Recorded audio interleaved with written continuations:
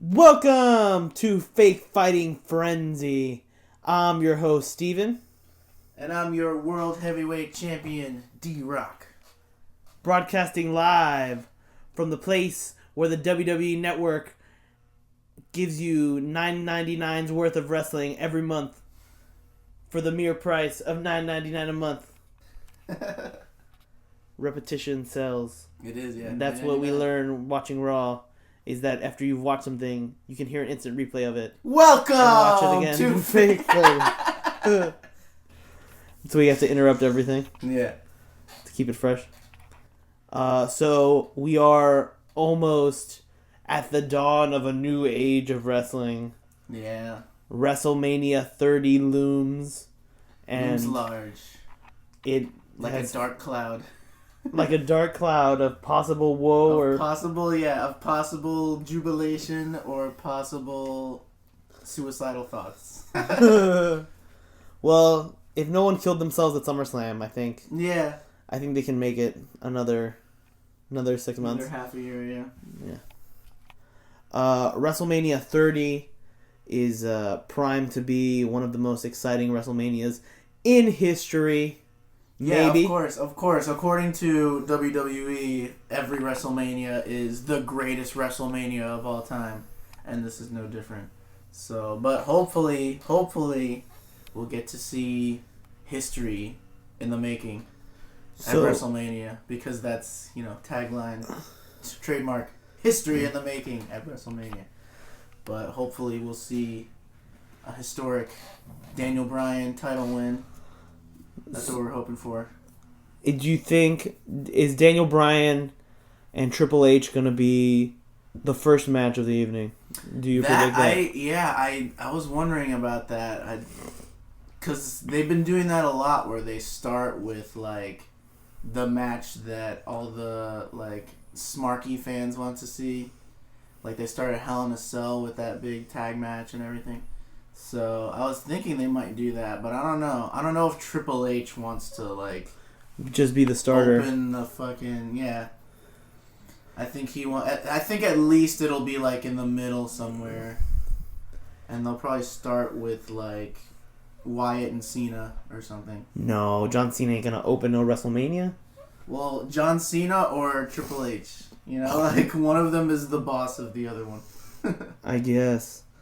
I just think that following our WrestleMania 10 Owen Hart, Bret Hart model, that would be logically the most satisfying thing. Yeah, it would make the most sense in terms of the guy that has to fight two matches would have enough time to, recuperate a little bit if he's the first on the card. So, and it would definitely start WrestleMania off with big fireworks and make it it feel proper. I'll tell you if they do, because I have no idea how they're gonna finagle this Daniel Bryan Triple H match. I don't know if everyone is saying, they're gonna do a double no contest or whatever, and then both of them are gonna be in the main event. Okay, the stipulation on this match, in case you're living under a rock, is Daniel Bryan and Triple H are going to have a match before the main event,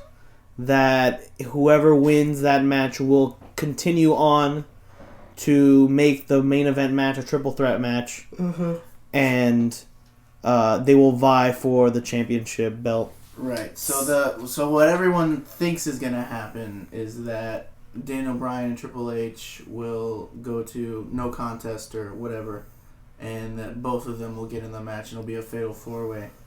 Another thing that what I kind of thought was going to happen was just Triple H would just totally destroy Daniel Bryan, get disqualified, but injure him enough that you think that he's not going to be back. Yeah, I mean, conditioned to win. But he, pulls a Stone Cold and drives the ambulance back to the arena and fucking wins everything. That would be cool.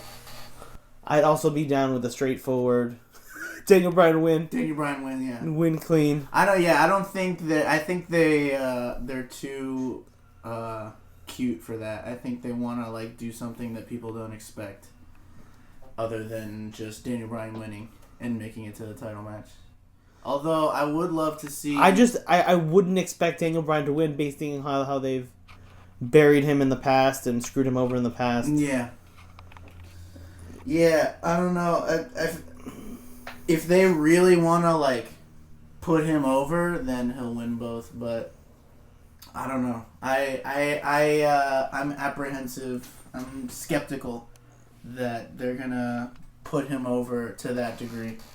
So I think, personally, if I had to make a prediction, I would say that they have like a nice 15-20 minute match, and then Triple H just like pulls out the sledgehammer and starts caving, takes it too Daniel far, Bryan's head in, and gets disqualified.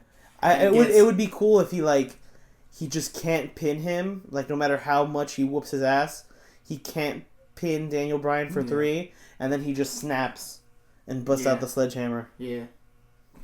But that would be probably, I guess, the most satisfying. Well, that would be the way to like have him not lose, but also have Daniel Bryan technically win the match and be entered into the triple threat match, but also have him, be incapacitated and have everyone think that he's never gonna make it to the championship match, but he does.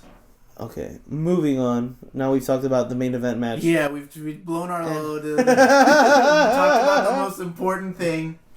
Now we move on to... I guess we need a cool-off, like they have cool-off, so we'll talk about the 14 Divas match. Everyone is really excited about this match. Yeah, so it's going to be... All 14 Divas are. Basically, yes. We're going to have... Let's see. They don't even have the list. I gotta find the list of the Divas. I'll edit this. But it's AJ. You go talk, because I'm like turned away. 14 Divas. It's not a battle royale. It's just a single fall match for the belt. They're basically... I guess they promised all the Divas they'd be at WrestleMania. So they're forced to do this match. Because I don't know what's wrong with just having like a 4-way Divas match. Like, pick your talent that you want to expose. Not just like shoot them all off at once and have a sloppy match. Yeah. I don't know what they're thinking with this. I guess they're just like, here are all the Divas that you remember. Well, plus the Total Divas Season 2 just started. So they're probably trying to sell that mostly. So you're literally putting a commercial for the E! Network in the middle of your most prestigious event. Yeah. Is what you're doing. Damn it, they don't have the...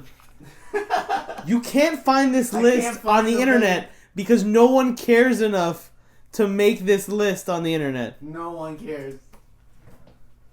Moving on to another match that befuddles the masses. Right. Okay. So let's see the tag. Oh, let's do the tag match.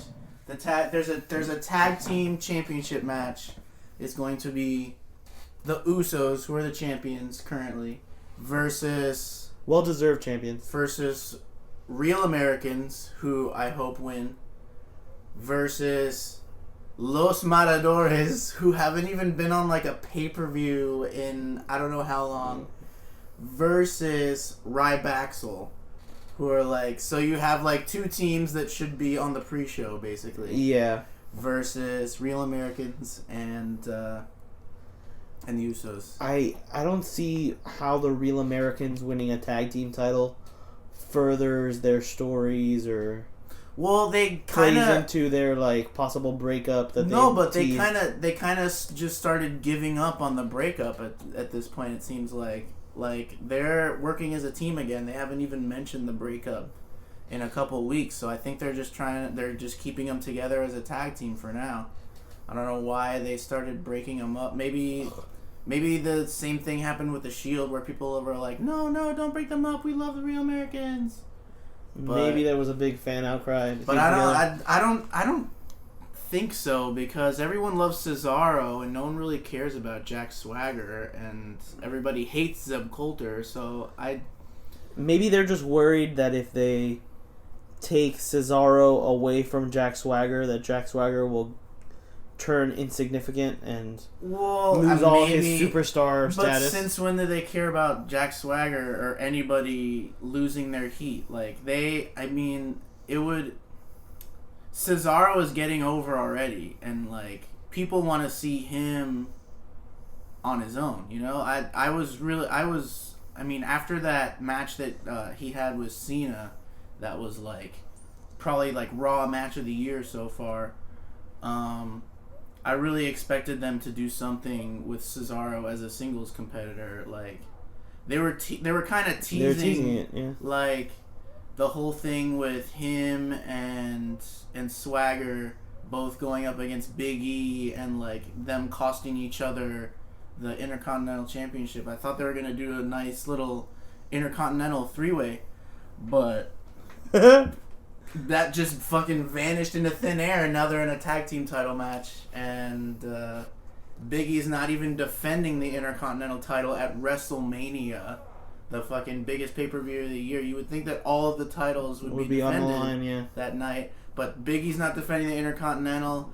Dean Ambrose isn't defending the U.S. title. He's stuck in another pointless match. We'll get to that later. But yeah, I don't know. It pains me that not only number one is Cesaro stuck in an 8-man 4-team tag extravaganza, but that Cody and Goldust aren't even in this tag team title match, even though they were tag team champions for however long it was. They are stuck in, and that's a great segue